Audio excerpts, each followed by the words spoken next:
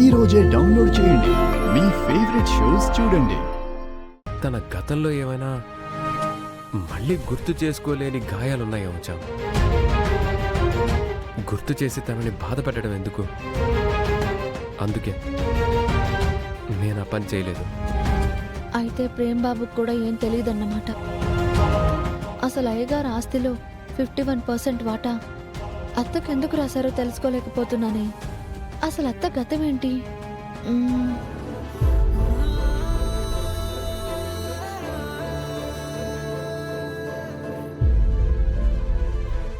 ఇంకా ఏమన్నా అడగాల చా?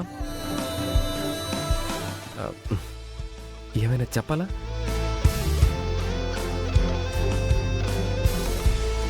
అవును బాబు, చెప్పాలి. ఏంటి? అయ్యగారికి టాబ్లెట్ ఇవ్వాలి.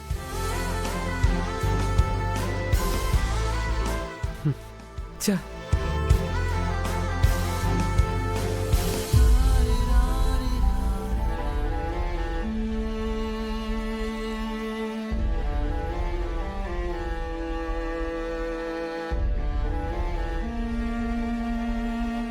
ఎవరి పేరు మీద రాశారు చెప్పు. ఆ విషయం నాకు తెలియదు అమ్మగారు.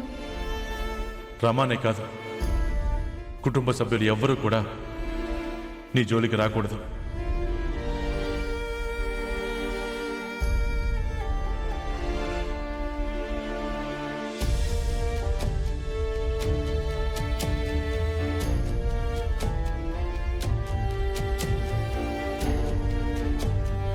ఇవి ఇక్కడ ఉండడం కూడా సేఫ్ కాదు. తర్వాత ఇంకో సేఫ్ ప్లేస్లో పెట్టాలి.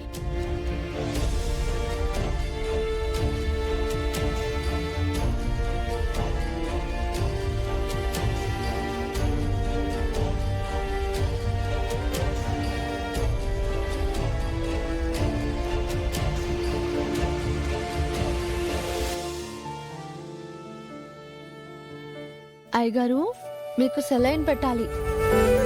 ఎందుకమ్మా? ఇంతకు ముందే కదా టాబ్లెట్లు ఇచ్చావు, వేసుకున్నాను కదా. ఆ టాబ్లెట్ మీకు బాగా నిద్ర పట్టడానికి, ఈ సెలైన్ మీ నీరసం పోవడానికి. రోజు పెట్టాలమ్మా, ఈ పూటకు వద్దులేమ్మా. అమ్మో, అదేం కుదరదు అయ్యగారు. అసలే మీరు ఈరోజు బయట తిరిగి వచ్చి బాగా నీరసపడిపోయారు. డాక్టర్ గారు ఏం చెప్పారు? వాళ్ళు ఏదో చెప్తారులే అమ్మా. చెప్పింది వినాలి అయ్యగారు. సిలైన్లో మెడిసిన్స్ ఎక్కించి పెట్టాలి అని చెప్పారు. అది జరగాలంటే మీరిప్పుడు పడుకోండి, నేను చెప్తాను. వినో కదమ్మా. డాక్టర్ చెప్పిన మాటే నేను వింటా. మీరు త్వరగా కోలుకోవడమే నాకు ముఖ్యం, అంతే.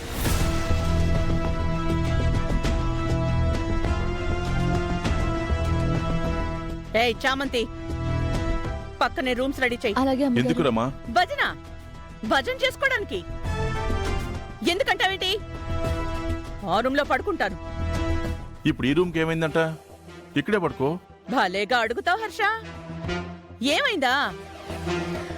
ఈ రోజు ఒక భార్యగా నువ్వు నాకు విలువ ఇవ్వలేదు.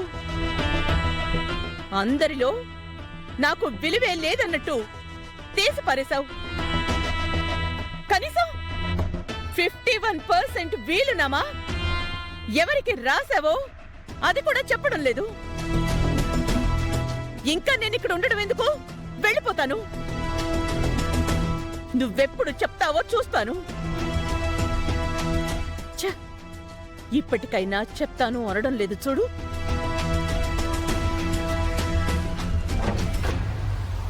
అయ్యగారిని చంద్రిక అత్తకి ఎందుకు రాశారో అడగచ్చా అడగకూడదా? అయినా అయ్యగారిని అడిగేంత ధైర్యం నాకెక్కడుంది? కానీ ఎలా తెలుసుకోవాలి? అమ్మ చామంతి, నువ్వు వెళ్ళి పడుకోమ్మా, నేను చూసుకుంటాను. లేదయ్యగారు, మీరు నిద్ర పట్టే టాబ్లెట్ కూడా వేసుకున్నారు కదా, మీరు లేవలేరు. అలారం పెట్టి నేను ఇక్కడే పడుకుంటాను అయ్యగారు, మీరు పడుకోండి. పడుకుంటున్నారా సార్?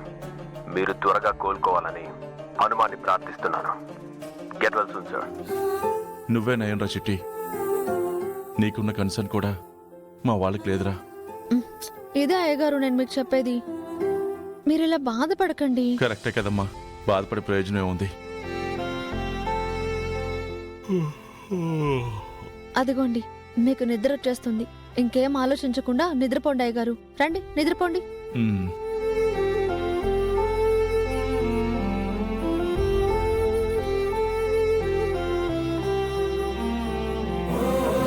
థ్యాంక్ యూ మా. ఉమ్, మీకు మేమున్నాం sir. Good night. Jam, saline పెట్టావా? ఇక్కడే ఉంటావా? అవును చిట్టి, నేను కూడా నిద్రపోతే అలారం పెట్టాను. నువ్వు కూడా నన్ను లేపు. మళ్ళీ సిలైన్ మార్చాలి. ఓకే జామ్, నేను రూమ్ బయట రౌండ్స్ వేస్తూ ఉంటాను. అలారం సౌండ్ రాగానే వచ్చి లేపుతాను. పడుకో. పొద్దున్నుంచి నువ్వు పనులు చేసి ఉంటావు కదా. Go to sleep.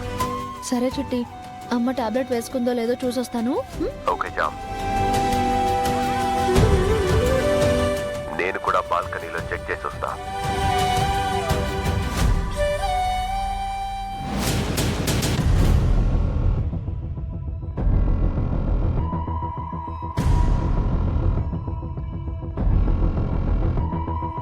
ఇబ్బంది ఉన్న వాళ్ళు వెళ్ళిపోండి. No problem. వేలునామాలో 51% రాశారనేదే తెలుసు.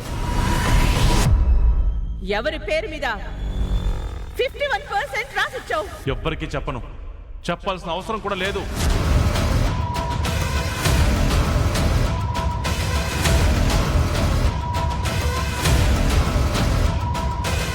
మావయ్య వీలునామా ఎవరి పేరు మీద రాసి ఉంటారో? ఎలా తెలుసుకోవాలి? ఎలా తెలుసుకోవడం?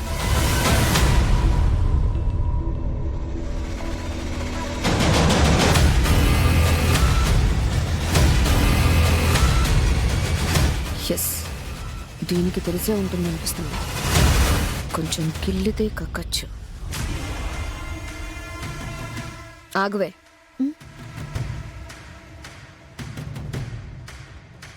ఏంటి ఏంటి మొత్తానికి మా మావయ్యని నీ బుట్టలో వేసుకుని 51% రాయించేసుకున్నావు? అదే నిజం. ఏయ్, ఈ పిచ్చి వాగుడే వద్దు. వద్దు వద్దు అంటూనే అన్నీ చేస్తున్నావు. మళ్ళీ నన్ను వాగొద్దంటున్నావా? నీకేం తెలుసు అని మాట్లాడుతున్నావు? పోనీ నీకేం తెలుసో చెప్పు, నేనేమనుకోను.